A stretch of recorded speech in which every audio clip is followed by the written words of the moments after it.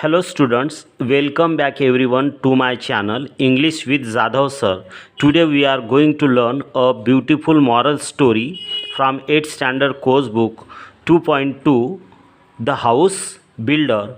This story is about a mason means Gaundi, who was a hard-working, devotional and dedicated to his duty. This also teaches us a lesson. Honesty is the best policy. विद्यार्थ्यांनो, ही story मी दोन्ही भाषेत सांगणार आहे, इंग्रजी आणि मराठीमध्ये.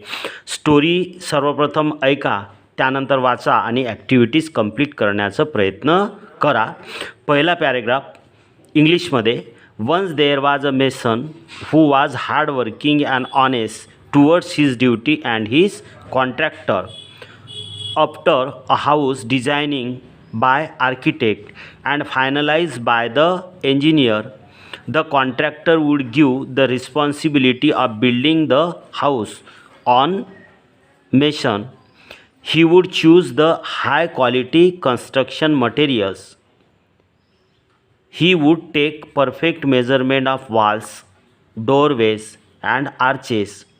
His finishing would always be excellent and appealing, so the owner of the house would be satisfied. Satisfied म्हणजे समाधानी.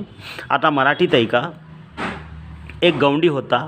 तो अतिशय कष्टाळू आणि प्रामाणिक असल्यामुळे सर्वप्रथम वास्तुशास्त्राने घराचा नकाशा आणि अभियंत्याने इतर तपशील पूर्ण केल्यानंतर कंत्राटदार या गवंडीकडे घर बांधणीचे काम सोपवत असे.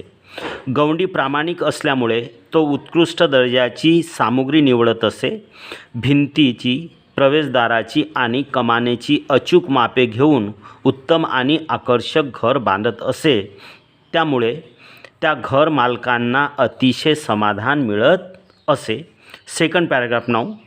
The mason was in a great demand due to his dedication, enthusiasm and honest towards the work.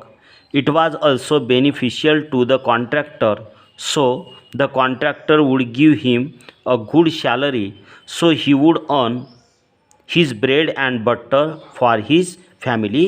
इथे ब्रेड अँड बटर म्हणजे उपजीविकेचं साधन. मराठीत ऐका. त्याची मेहनत, उत्साह आणि प्रामाणिकपणेमुळं त्या गवंडीची सर्वीकडं अतिशय प्रसिद्धी होती. त्याला मागणीसुद्धा होती. त्याचप्रमाणे त्याच्या कंत्राटदाराला अप्रत्यक्षपणे त्याच्या कुशलतेचं अतिशय फायदा होत असे. म्हणून कंत्राटदार त्याला त्याच्या कामाचा योग्य मोबदलासुद्धा देत असे. यावर गवंडीच्या घराची उपजीविका चालत असे. Now third paragraph. After working many years with the contractor with devotion, he became grandfather now. Then he decided to retire from his duty and spend his last days with his grandchildren. Then he informed the contractor his decision of retirement. First of all, contractor became very sad and tried to convince him to work with him. But the mason was firm on his decision of getting retired.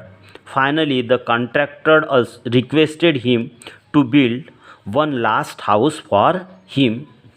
The mason agreed unhappily to build a house. मराठीत.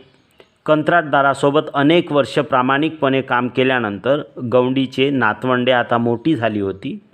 त्यामुळे साहजिकच त्याने आपले शेवटची दिवस आनंदाने आपल्या नातवंडासोबत घालवण्याची इच्छा व्यक्त केली आणि त्याने कंत्राटदाराला सांगितलं की यानंतर मी कामावरून निवृत्त होणार आहे, म्हणजे यापुढे मी काम करू शकणार नाही. सर्वप्रथम कंत्राटदार अतिशय नाराज झाला. त्याने त्याचे मन वळवण्याचे प्रयत्न केले, पण काहीही फायदा झाला नाही. शेवटी कंत्राटदाराने त्याला एक विनंती केली की शेवटचा एक घर त्याने नक्की बांधून द्यावे. शेवटी गवंडीने नाखुशीनेच ते मान्य केले. Okay. Now the fourth paragraph, last paragraph. The work of last house started. The mason didn't pay his attention in his work. The work was rough without dedication. The material also was of poor quality. The structure was rough, weak walls and poor finish. It was not good at all. After completing the house, the mason was waiting for the contractor to hand over the keys of the house. One day, the contractor arrived there and he handed the keys and the legal document of the new house to the mason. Actually, the last house was a gift for the mason from the contractor. Now, the mason was very surprised because in his entire life, entire म्हणजे संपूर्ण, in his entire life, it was the first house constructed carelessly and without dedication. So, it is aptly said in English, as you sow, so shall you reap. मराठीत ऐका, कसे तरी नाईलाजाने गौंडीने शेवटच्या घराचे बांधकाम सुरू केले, परंतु हे घर अतिशय निष्काळजीपणे ओबडधोबड निकृष्ट साहित्य वापरून करण्यात आले होते. घर कंप्लीट झाल्यानंतर गौंडी आपल्या कंत्राटदाराची वाट पाहत होता. एके दिवशी कंत्राटदार तेथे आला आणि घराची चाबी घेण्याऐवजी त्याने घराचे कायदेशीर कागदपत्रे आणि चाबी पुन्हा या मेसनकडं सुपूर्द केली आणि म्हणाला की माझ्यासोबत इतकी वर्षे प्रामाणिकपणे काम केल्यामुळे हे घर मी तुला एक बक्षीस रूपात देत आहे. हे ऐकून गौंड्याला एक धक्काच बसला आणि स्वतः विचार करायला लागला की जीवनभर आपण इमानदारीने काम केले, मात्र शेवटी केलेल्या बेईमानीचेच हे एक फळ असावे. म्हणून इंग्रजीत म्हणतात, as you sow so shall you reap. मराठीत जे पेराल तेच उगवेल. हिंदीत याला अतिशय उत्कृष्ट एक म्हण आहे, पेड़ बोया जो बबूल का, आम कहाँ से पावे, जैसी करणी करत चले फल वैसाही पावे. ठीक आहे, धन्यवाद. पुन्हा ऐका आणि ॲक्टिव्हिटीज कंप्लीट करा.